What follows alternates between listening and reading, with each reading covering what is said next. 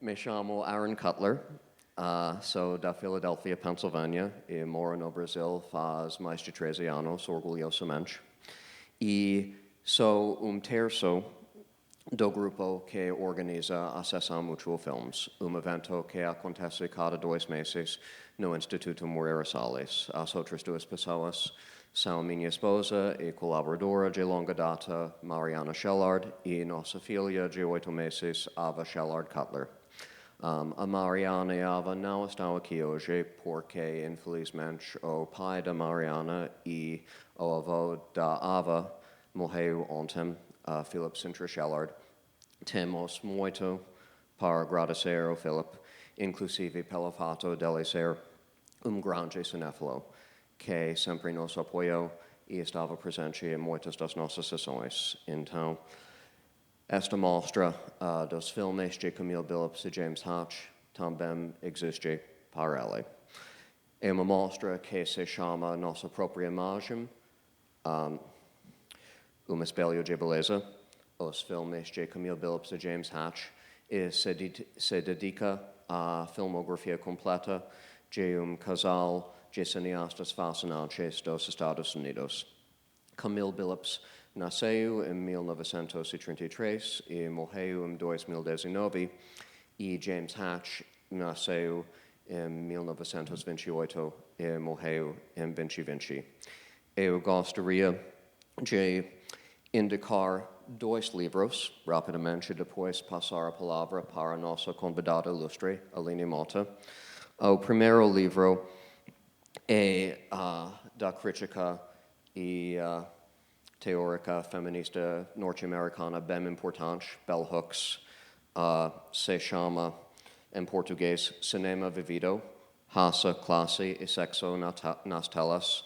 A tradução brasileira foi publicada pela editora Elefante em setembro do ano passado, e o motivo por eu indicar este livro é o fato dele contar com uma longa e rica entrevista com a própria Camille Billups. E outro livro que eu gostaria de indicar é isso, se chama A Água é uma Máquina do Tempo, de uma autora e artista chamada Aline Mota, e além de ser livro bonito e parte de projeto multidisciplinar fascinante, tem muito a ver tematicamente com os filmes de Billups e Hatch, assim como a obra toda de Aline Mota, certamente uma das mais importantes artistas brasileiras contemporâneas que temos. O trabalho da Aline é instigante, vai para não apenas diversas formas de arte, mas diversas formas de investigar o mundo e investigar si mesmo. E ficamos muito felizes de ter ela, por ser uma grande artista e também uma grande cinéfila com muito investimento nos filmes de Camille Billups e James Hatch. Por que você acha os filmes interessantes? Bom, obrigado pelo convite. Boa noite a todos. Estou bem feliz que tem praticamente todo mundo aqui, né, que assistiu a sessão. E estão aqui para o debate. Muito obrigada por permanecerem na sala. Eu não gostaria de estar aqui no palco agora, preferiria estar fazendo essa conversa, talvez, né, numa mesa de bar ou num ambiente mais descontraído. Principalmente tem pessoas aqui maravilhosas. Cristina Amaral está ali, nossa grande montadora, e tantas outras pessoas aqui. E estou bem feliz mesmo com a presença de vocês. Eu não conhecia a Camille, mesmo eu tendo morado nos Estados Unidos, né, por 4 anos, no início dos anos 2000. Eu realmente nem tinha ouvido falar nela, nem nos filmes.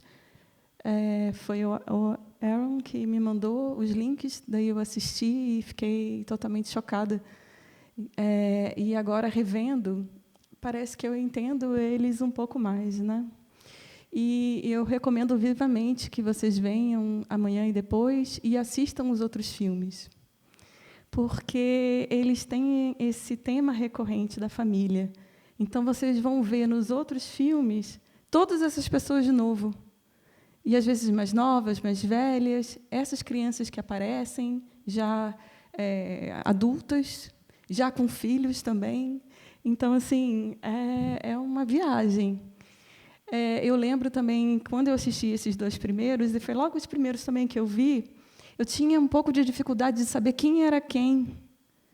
E, quando a gente vai vendo os outros filmes, parece que vai se completando esse enredo.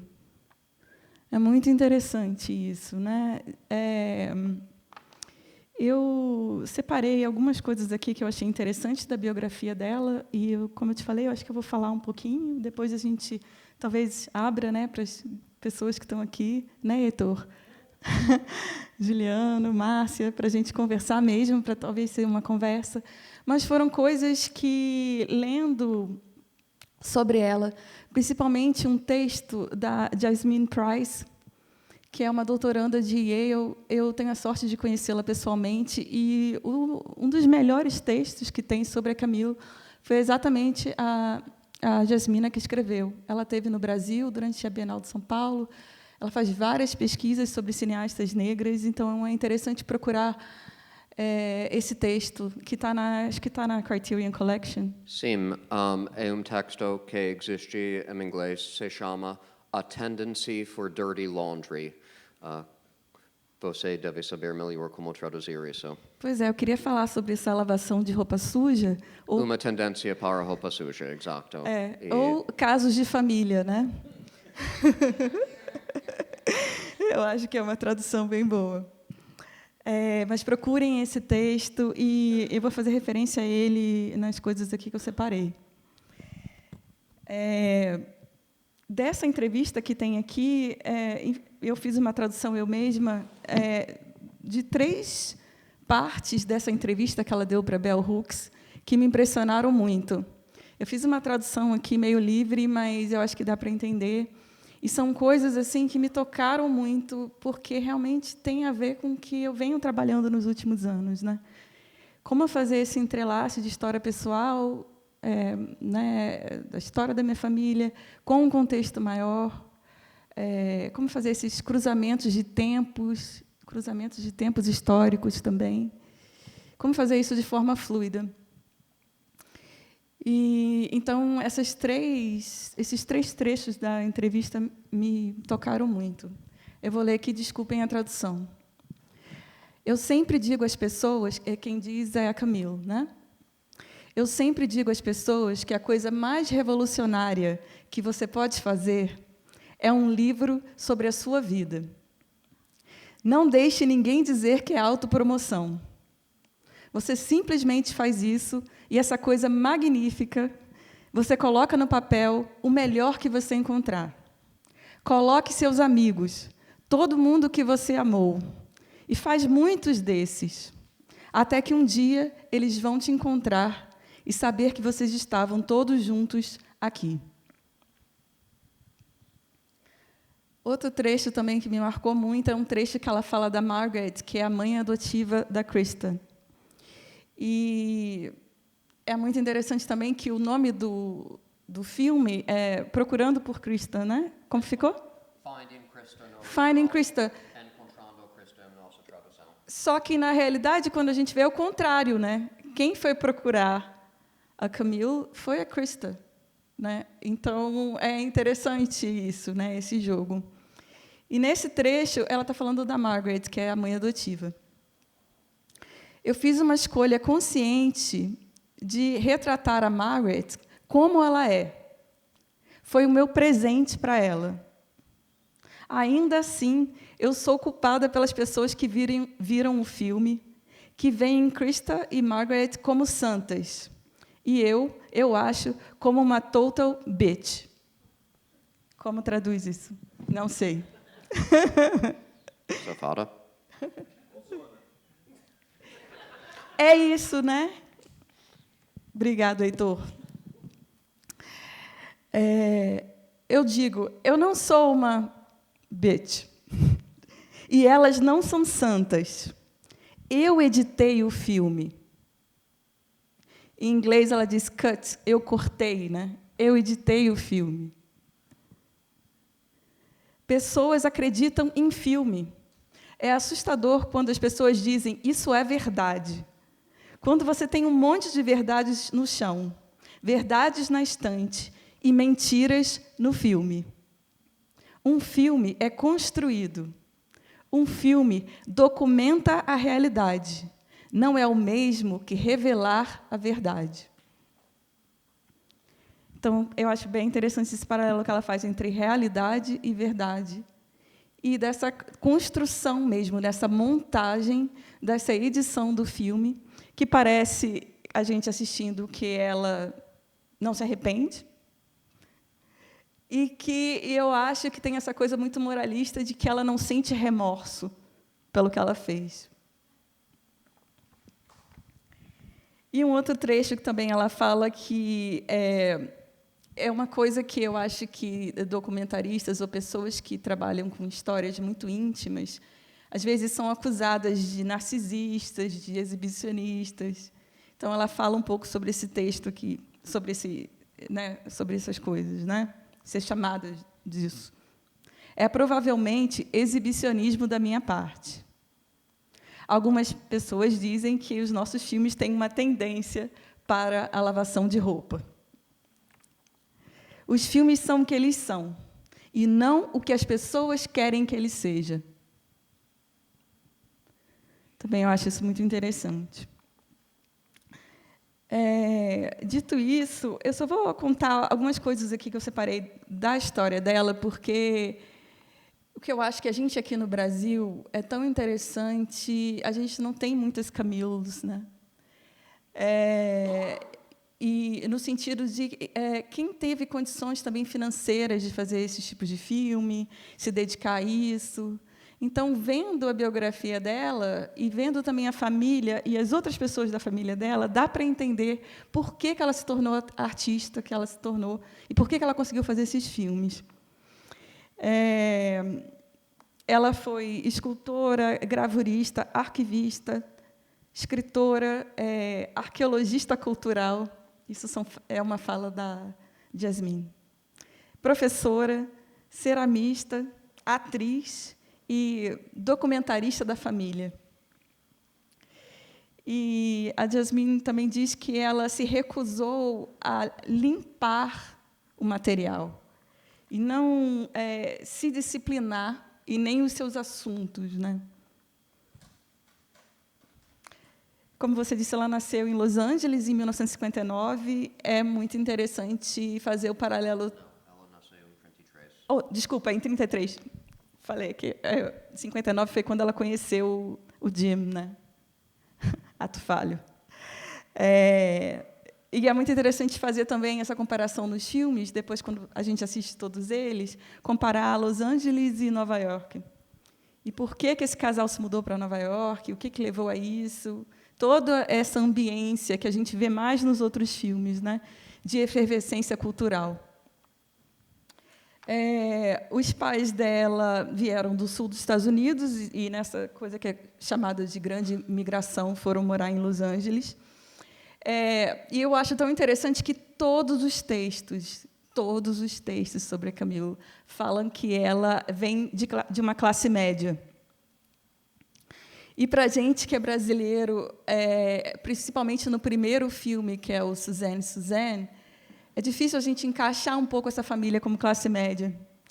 Mas, vendo que ela teve uma educação de faculdade, né, que ela foi para a faculdade, quando a gente vê o jeito, né, que a mãe dela se vestia, que a avó se vestia, e também um dado também que me chamou muita atenção foi que o padrasto, esse senhor que aparece, é padrasto dela. Eu demorei um tempo para entender isso, que o Mr. Dodson, acho que é isso, Dodson, é padrasto dela. E eles... É o padrasto, né? Sim, o pai da Camille morreu jovem, ele morreu com 40 e poucos anos. E isso é comentado mais no filme Um Colar de Pérolas. Exatamente. E que o casal, a mãe dela e o padrasto, eles filmavam muito. Eles tinham uma câmera e filmavam muito. Então, por isso que tem essas imagens dessa família ao longo dos anos.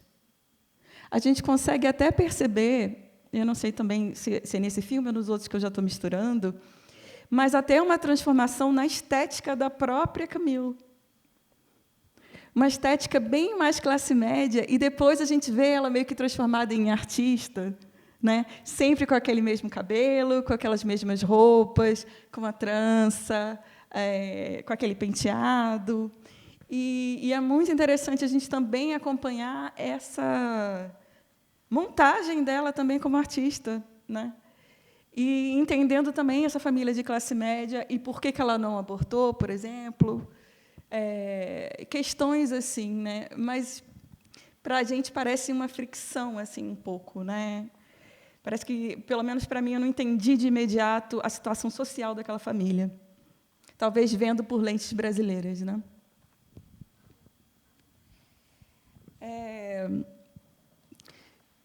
Eu achei muito interessante, só depois lendo os textos e conseguindo entender, essa coisa da cronologia.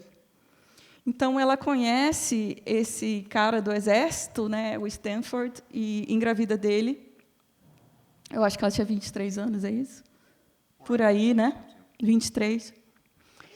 E ela, por estar nesse contexto dessa família, ela tem certeza que eles vão se casar. Né? E isso fala várias vezes, recorrentemente. Né? Isso não está dito no filme, mas na vida real, a família da Camille chegou a enviar 500 convites para o casamento, que acabou não acontecendo.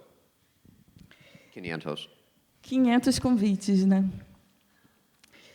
E até que ela entendeu que ele não ia voltar. E que ela ia fazer, né? Daí ela resolve ter a criança, e a criança vai para a irmã. E é essa irmã também, demorei um tempo para entender tudo isso. Deve ser o brain fog, né, do Covid, vai saber. Talvez vocês tenham entendido isso de primeira, mas quem fica cuidando nos primeiros anos da Krista é a irmã, essa irmã muito bonita que tem o marido que bate na filha, na Suzanne. E daí, por isso, que ela fica meio assim, ela não acredita. Por isso que ele diz, ela usa um adjetivo muito específico para ele. Ele era instável. Sim. Ela usa uma palavra... Imprevisível. Imprevisível. Unpredictable. Ela usa isso. E só mais uma observação. Tem uma primeira foto das crianças que aparece em Suzanne, entre os irmãos Michael e Suzanne, também você vê uma jovem Krista. Exato, porque os pais dela já estavam filmando tudo. Então, tem imagem da Krista bebê. Ela diz que ela não tem imagens dela bebê, mas só que os pais, né, os avós da Krista gravaram. Enfim, ela fica ali naquela situação, o que vai fazer, o que não vai fazer. E quando eu fiz essa conta, né, quando a Krista tem só 2 anos, ela conhece o Jim, que é esse professor, né, da universidade, ou seja, ele já tem uma posição social, e, na época, ele era casado e tinha 2 filhos. E aí, eu acho que é por isso que, quando ela pergunta para uma das tias qual é a motivação, qual que você acha que foi a minha motivação para ter deixado a menina? E a tia olha para ela e ri assim, é porque realmente ela tinha acabado de conhecer esse cara, né? E depois o filme passa mais alguns minutos e volta a tia fala exatamente isso. Eu tenho certeza que foi por causa dele. E depois, no filme, mais para o fim do filme, a gente retoma um pouco a fala do Jim, desse diário que ele escreveu, né? Acompanhando tudo aquilo. Ele já acompanhava tudo aquilo, né? Ele já conhecia ela. Ele recebeu uma bolsa da Fulbright para estudar no Egito. Essa é uma época muito interessante, né, de trocas culturais e de um renascimento também de cinema e de grandes cineastas no Egito. Então, por isso que ele vai para lá, e eles passam bastante tempo. Primeiro ele vai, depois ela vai, e ela meio que dá um ultimato para ele. Tem isso em alguma entrevista, assim, bem casos de família mesmo. E ele finalmente se separa da mulher e, né, e deixa esses 2 filhos, né? Quando eles não voltam para Los Angeles, daí eles voltam para Nova York. Ele começa a dar aula na City College, alguma coisa assim, né? E, ou seja, eles começam a organizar a vida deles ali em Nova York. Primeiro eles moram no East Village, e aí é uma coisa tão nova-iorquina e tão datada no tempo que seria impossível hoje em dia para um artista e um professor. Eles conseguem comprar um loft no Sorro de 400 metros quadrados, sim, eu fiz essa conta, por $11 mil. Enfim. São coisas, né, que, de uma época que certamente não seria possível hoje, mas com que fez possível, com que eles, talvez, esse casal até ficasse junto mesmo, e começasse a criar esses belos filmes, né? Então, tem todo um contexto também ali, e também uma coisa muito importante, que já vinha da família dela, de ser uma família de arquivistas, né? De famílias que guardavam coisas. Então, eles começam a colecionar também, a guardar, né? A arquivar coisas. E ele, como sendo um historiador do teatro, ele tem coisas raríssimas mesmo nesse arquivo. E é uma quantidade de peças assim inacreditável, e hoje está na Universidade de Emory. E não está lá por engano, já que lá tem uma grande pesquisa também, até sobre escravidão. Eles têm um database gigante nessa universidade, então assim faz sentido por que o acervo deles foi para essa universidade e não para outro lugar nos Estados Unidos.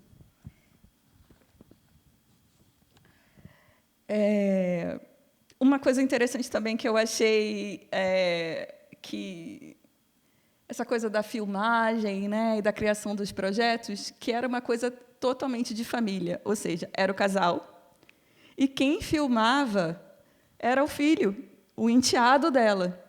Eu reparei aqui e vi que o cameraman era um Hatch, ou seja, era o Dion Hatch, era o enteado. E eu vi também uma assistente de produção que deve ser também a filha dele, porque também é outro Hatch, né? Exato, né? Então, assim, é uma coisa disso, né? Além das pessoas que estavam na frente da câmera, a família, quem estava atrás das câmeras também era a família.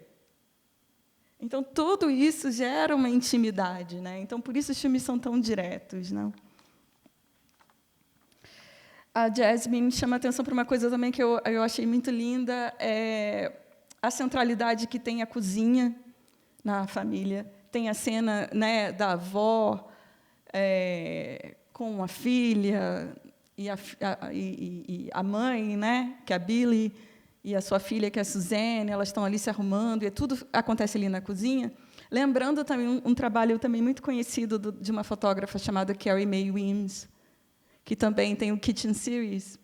Então, é legal também fazer esse, né, esse contraponto dessas duas artistas, né, trazendo também a cozinha.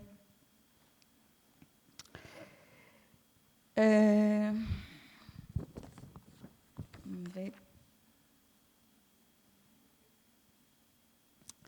Tem também uma fala, eu não lembro exatamente, eu acho que está na entrevista com a Bell Hooks, que a Camille fala: eu decidi que eu não queria ser a mãe de ninguém. Eu queria voltar para o lugar que eu considerava a encruzilhada. Ela usa essa palavra crossroads, a encruzilhada. Então, eu acho que, realmente, ali, naquele momento, né, da adoção, da escolha por esse companheiro, tudo aquilo acontecendo, indo para o Egito, se formando como artista, ainda fazendo cerâmica, ela não começa fazendo filmes. Então, eu acho que é isso, né, quando a pessoa está naquela encruzilhada na vida e vai decidir por um caminho, e esse caminho levou a esses filmes, né? E eu também acho que eu acho que é uma opinião também que a Jasmine partilha, que ela só decide por esse projeto da Krista, quando a Krista manda esse cassete, né, essa fita cassete, ela só aceita depois que ela entende que podia ser um projeto artístico. porque ela realmente não parece estar muito empenhada durante a vida, mesmo que ela chegou a ver a criança, né, numa passeata. Muito louco isso. Ela vê e desmonta, né, mas ainda assim ela não tem o impulso de voltar. Também dissuadida, né, pelos amigos, quem está ali no entorno, de que era tarde demais. Não está vendo? Ela está bem cuidada, né? Mas eu acho que é isso, quando ela percebe que tem um projeto artístico ali, ela resolve abraçar, né? Ela resolve fazer. Que também é muito interessante isso, né? Uma espécie de teimosia num projeto artístico, sabe? Que engloba toda a vida mesmo. E ela leva isso às últimas consequências. Eu também achei interessante que o que aconteceu quando o filme foi lançado. O filme foi lançado, teve sua estreia em Sundance e ganhou. Você quer falar? O filme é Encontrando Krista, só parte. Encontrando Krista. E ela foi a primeira mulher negra que ganhou o grande prêmio em Sundance, em 92, eu acho. Né? E ela proibiu a Krista de ir. E aí começa a gente entender uma série de fricções entre mãe e filha. Porque bom, a gente só tem a fala da mãe, né? Então a gente não sabe o que a Krista realmente disse. Mas o que a Camille disse é que a Krista achava que o filme era dela. E a Camille, como artista teimosa, né, com seu projeto artístico muito definido, junto com seu marido, que também ele até aparece um pouco nos outros filmes, mas ele está sempre ali na retaguarda. Às vezes a gente ouve a voz dele e a gente entende que é ele que está ali perguntando. Mas quem aparece mais é ela mesma. E ela diz, não, o filme é meu. E proíbe a filha de ir.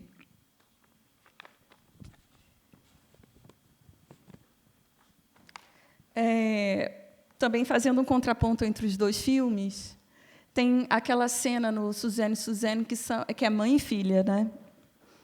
E as duas não estão olhando uma para a outra. Eu achei uma escolha estética muito corajosa, um pouco estranha também. Como é que você consegue ter uma conversa daquelas sem olhar para a pessoa? Mas tem todo um jogo teatral e um jogo de encenação, que também deve ter vindo um pouco do Jim, a gente não sabe como eles montaram aquela cena. É aquela luz muito dramática, né? E aí a Suzanne parece que ela tem carta branca para perguntar tudo para a mãe. Só que a gente não vê esse mesmo embate no filme, né, subsequente. As duas, quando elas aparecem juntas, tem aquela cena super desconfortável que elas estão mostrando fotos, né, que é super encenado, super duro, né? E assim, desculpa, Krista, mas ela é um pouco canastrona mesmo, né? Eu estou tentando... É um pouco canastrona. E eu fico tentando entrar na mente da Camille e eu fico pensando, nossa, ela deve ter odiado essas músicas. Achado essas músicas super brega, entendeu? Nossa, como ela é doce, por que ela fala desse jeito? Bom, isso aqui sou eu, é a Aline, por isso que eu falei, está sendo gravado, não tirem do contexto, por favor. Mas eu senti que não houve muito uma parceria artística entre as duas, era muito diferente.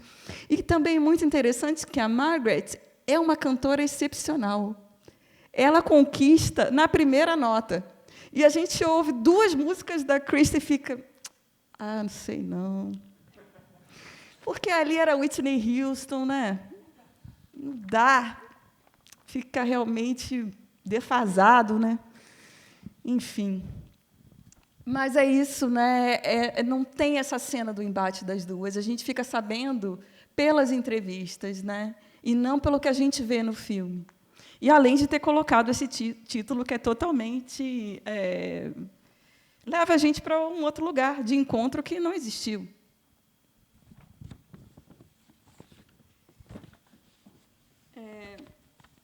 Estou chegando já no final aqui.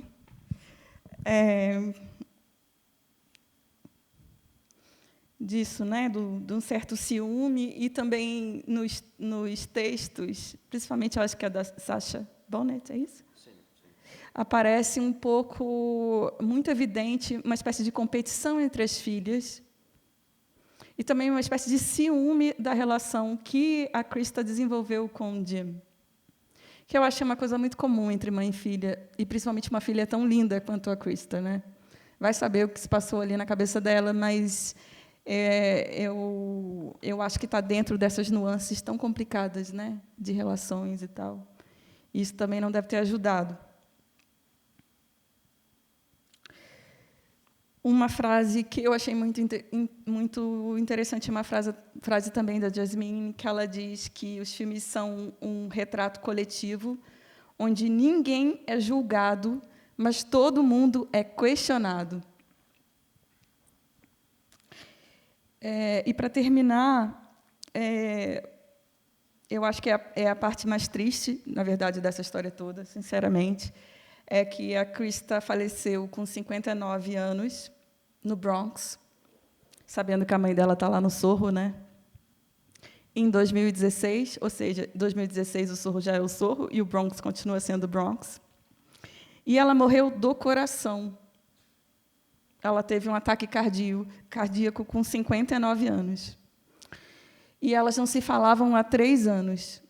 A mãe cortou relações e proibiu o Jim também de falar com ela. E aí, 3 anos depois, ela morreu do coração. E isso, pelos relatos, também dizem que afetou muito a saúde da Camille. E tanto ela quanto o Jim começaram a ter demência. E daí, em 2019, ela faleceu com 85 anos, e ele faleceu em 2020 com 92 anos. Era isso que eu tinha assim para falar para vocês. Muito Obrigada. obrigado, Aline. Sobre inserir alguns detalhes e podemos abrir para o palco depois. Sobre a participação de Krista nos filmes, na verdade, seja lá o que vocês forem pensar das músicas sem encontrando Krista, eu acho interessante observar que Krista participa em vários dos filmes. Ela compôs a música de Suzanne, inclusive a música de abertura é dueto, é uma música que Camille e Krista cantam juntos. E também Krista faz a música para a Boutique KKK, não é apenas de Capiras, que novamente passa amanhã às 7h30. Vocês podem ver também várias das pinturas de Camille neste filme, pinturas bem radicais e dinâmicas. E é muito correto dizer que Camille nos filmes tem uma personalidade mais dominante, enquanto Jim tem uma personalidade mais discreta, mais por detrás da cortina, para pensar numa imagem teatral. E a Boutique KKK não apenas de caipiras, e talvez o filme em que o Hatch se manifesta mais, tanto como uma presença na tela, como um personagem no filme, quanto em termos de estilo artístico e o que ele traz do mundo de teatro. É melhor não dizer muito mais sobre a Boutique KKK, não apenas de caipiras, fora que é um filme que vocês não vão esquecer facilmente. Podemos abrir para as perguntas agora. Comentários, reclamações, etc. Sim. Aguarde o microfone.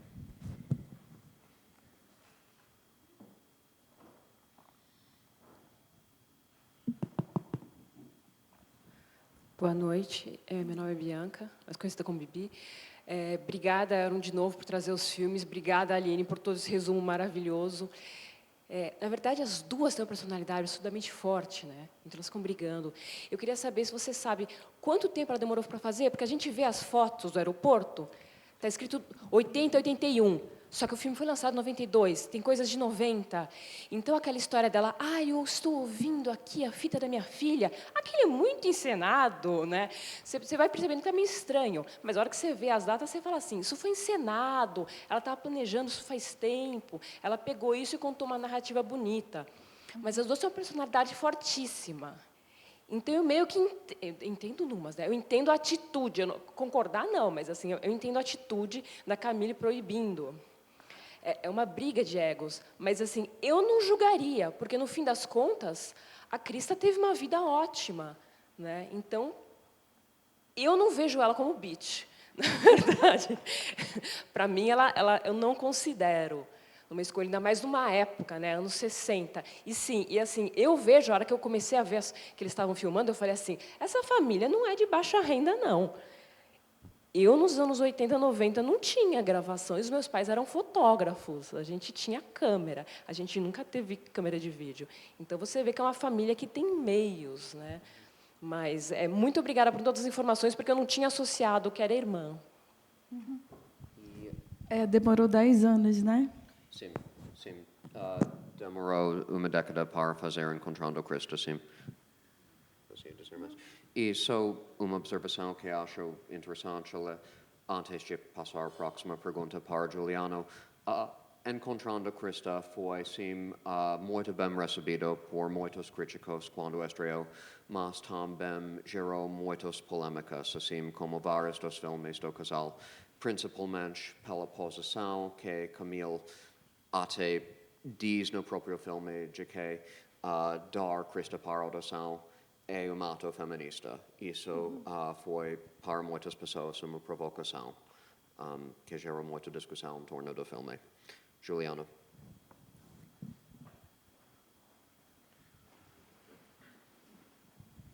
Obrigado.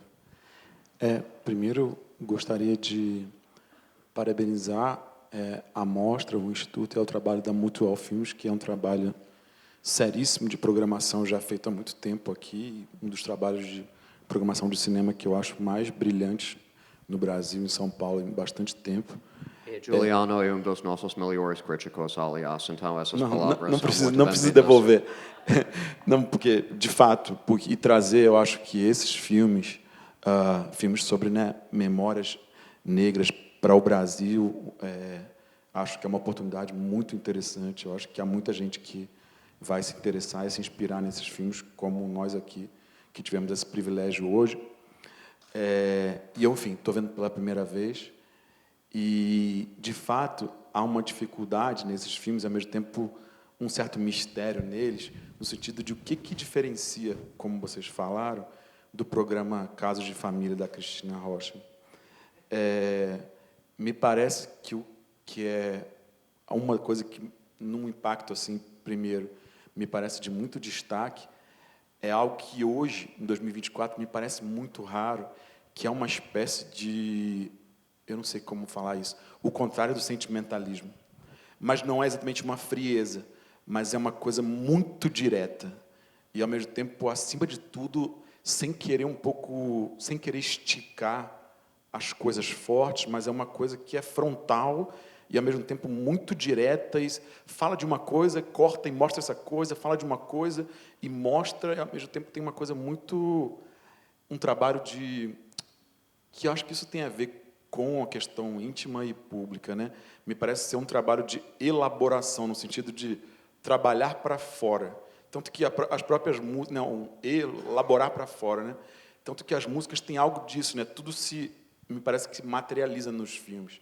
E eu acho que também outra distinção que me parece importante fazer, especialmente no filme como Suzane e Suzane, é uma espécie de tratamento em relação à dor e à violência, que hoje me parece muito raro, mas que me parece eticamente muito forte, que é uma coisa que a gente vai se relacionar com aquilo de maneira direta.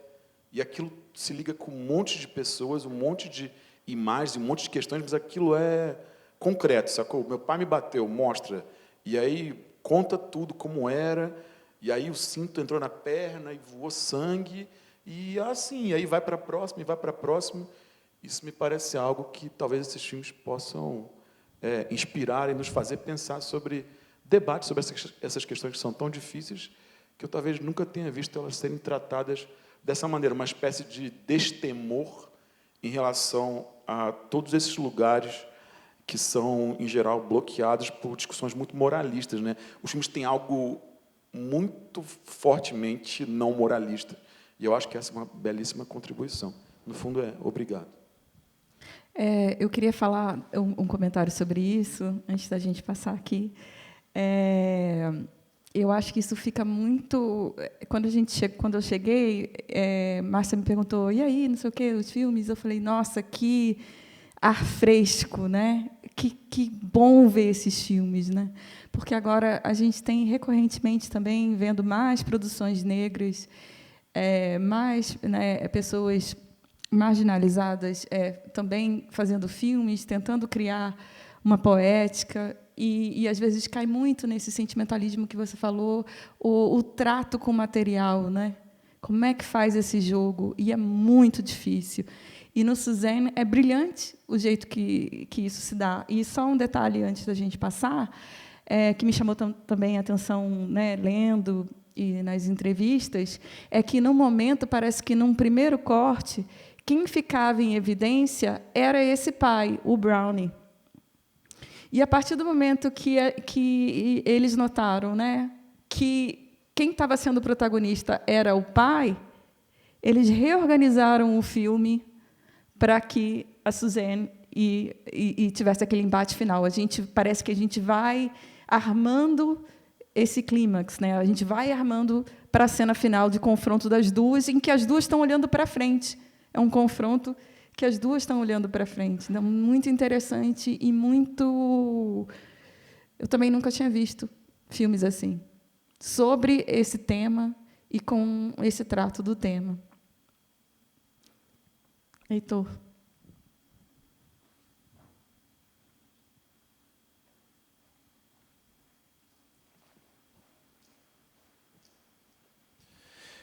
Meu Deus, eu estou chocado. Estou chocado. Bom, aí você dá uma bagunçada um pouco mais quando você fala casos de família, né? Pensando numa apreensão brasileira para histórias que são evidentemente americanas, né? Quando você conhece um pouquinho daquele país, você consegue localizar muito bem as cidades. Então, tipo, quando você fala casos de família, a minha cabeça explodiu assim. Então, eu vou pegar esse caminho de casos de família para fazer duas perguntas. Enfim, o Juliano já falou um pouco sobre as diferenças de casos de família e os filmes que a gente viu hoje, mas eu queria saber... Não, antes de perguntar, eu preciso dar uma volta, que existe todo um estereótipo, um ditado de que treta de família a gente mantém entre portas fechadas, né? Você não conta para o mundo. Além disso, existe o que significa treta de família preta. Se treta de família você não conta para o mundo, treta de família preta você conta menos ainda, né? Porque existe uma imaginação, uma expectativa, que muitas vezes é fundada na realidade, de que toda vez que você dá mecanismo para o mundo externo vai aproveitar aqueles dados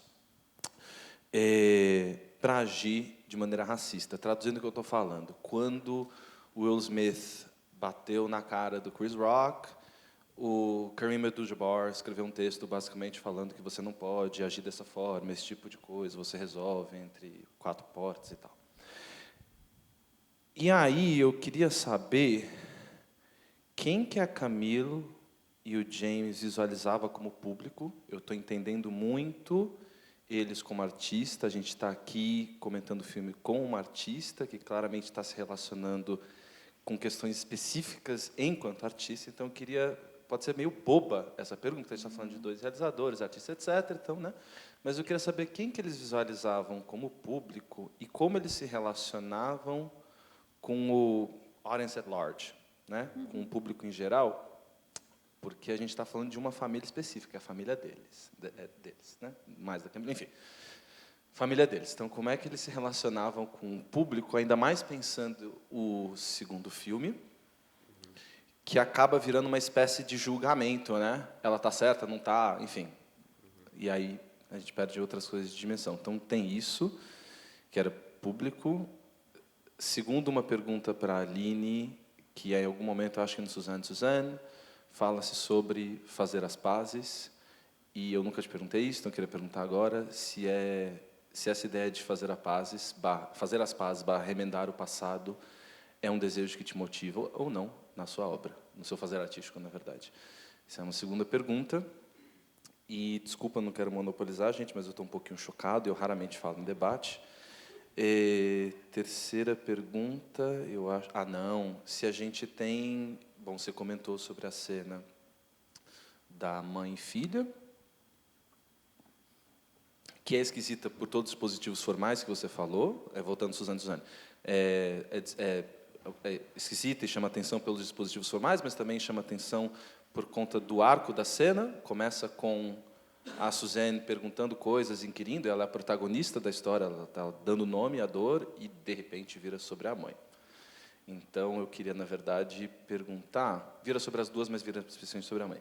Eu queria perguntar se a gente tem mais informações sobre as escolhas formais da Camille e do James para aquela cena específica. Como é que você chega naquela decisão de colocar uma assim, outra assado? Se a gente tem um desenho geral daquela cena, do tipo, o tema vai ser esse, ou se a gente tem um dispositivo que diz, Suzane, você vai fazer perguntas, enfim. Queria saber um pouco mais sobre questões formais, já que aquela cena choca todos nós. Desculpa ter monopolizado, mas eu estou realmente um pouco perdido assim, com esses filmes. Mexe muito. So, para dizer que provavelmente após nossas respostas devemos encerrar, talvez teremos tempo para mais uma pergunta, mas talvez seja isso aqui. Você quer responder primeiro, Aline? Sim. Eu acho que um dado que, se eu não falei explicitamente, eu acho que eu deveria ter falado sobre esse casal, que é um casal interracial. E a gente não vê tanto essa fricção tanto nesses filmes, mas nos outros a gente vê muito. Tem discussões assim nesse KKK assim sobre colorismo que eu nunca vi, sério, eu nunca vi aqueles depoimentos, e são depoimentos mesmo, bem documentário, de várias pessoas, de várias etnias. O próprio Jim também fala. E sobre colorismo, eu nunca tinha visto assim. E seria muito difícil alguém, de novo falando, nesse trato, como é que você dá esse trato a essa questão num país como o Brasil? Né? Então, assim, é uma aula. Eles vão, num dado momento, já um pouco adiantando, só para falar sobre isso, né? Para uma coisa meio teatral, de paródia, de piada, mas é uma grande provocação. É para incomodar, mesmo. Então, amanhã tenho essa experiência. E vejam como eles trataram desse assunto do casal, né? Do casal fazendo escolhas artísticas, né? Do casal com seu projeto artístico. A outra pergunta foi sobre fazer as pazes, né?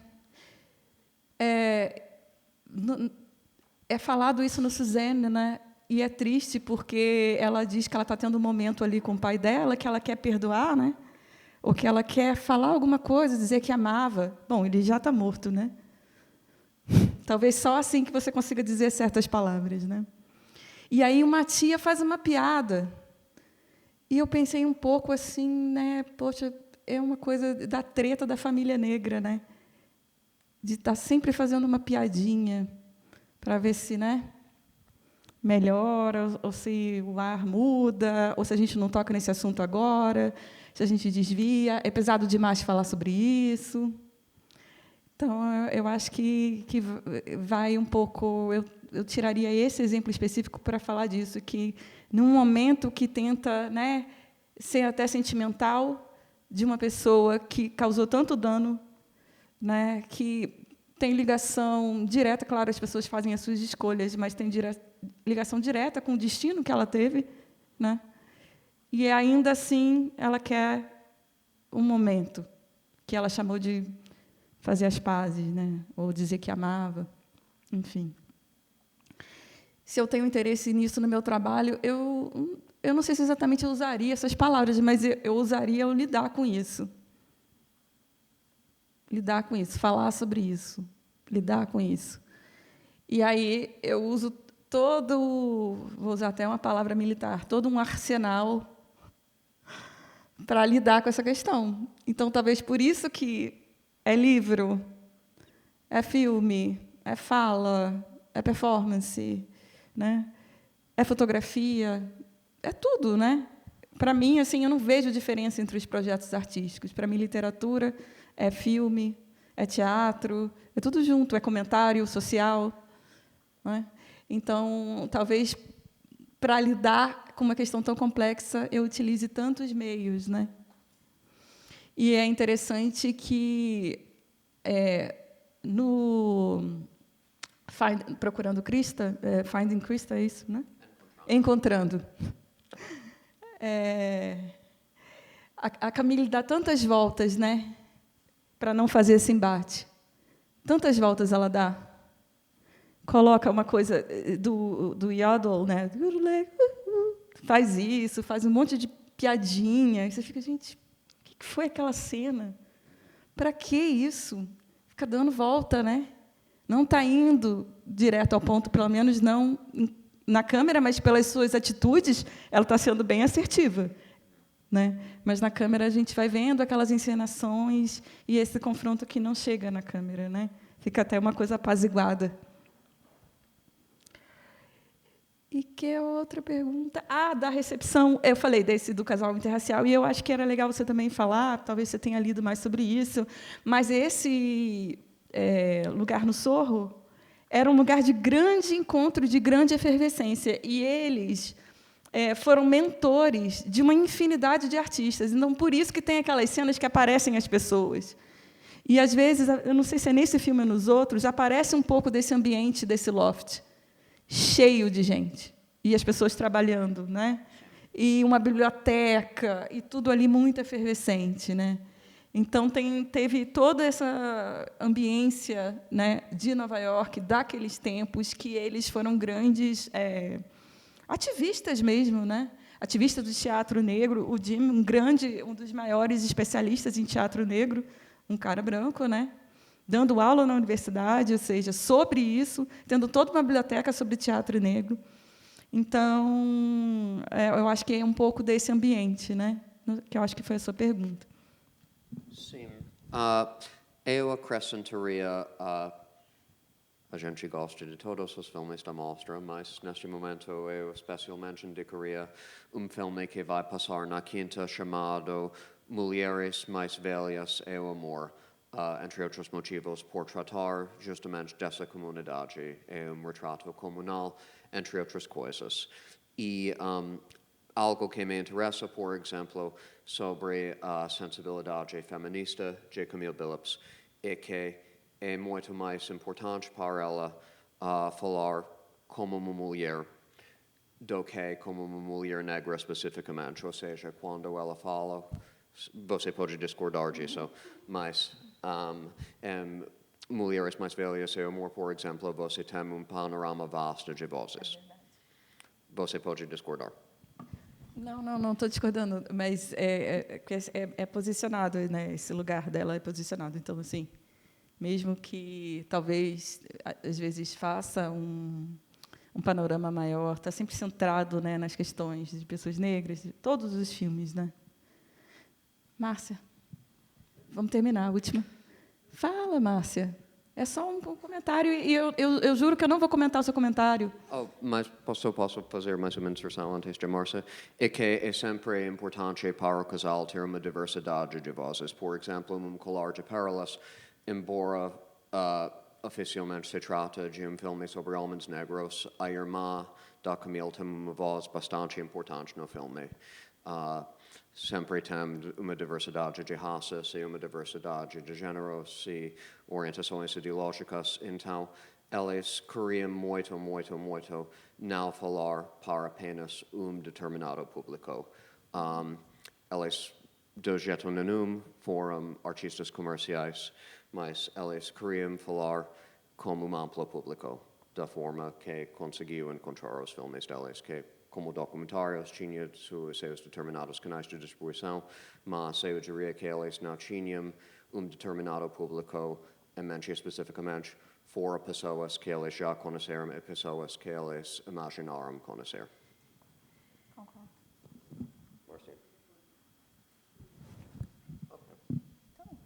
Vamos encerrar então e esperamos para todo mundo voltar amanhã e na quinta e no domingo e por aí vai. Muito obrigado. Obrigado, Aline.